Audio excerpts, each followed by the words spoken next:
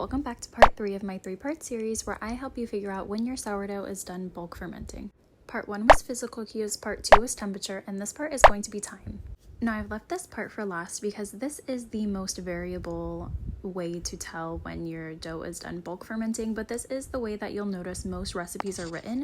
They're written in time, so they'll say 4 to 6 hours, 8 to 10 hours, etc., etc. So I'm a firm believer that you can absolutely use time to figure out when your dough is done bulk fermenting, and most of the time I actually use time to figure out when my dough is done fermenting, but this is the case because I know my dough and I make a lot of dough, so I have quite some experience. I would not recommend utilizing time when you are first starting out or if you're trying to kind of track down your bulk fermentation on your loaves. I also use time in conjunction with temperature. So the way I know how quickly my loaves are going to ferment is because I know how hot they're running. Normally my loaves take about 3.5 to 5.5 hours to bulk ferment, but there is that 2-hour window that you could really mess it up if they are fermenting a little bit warmer.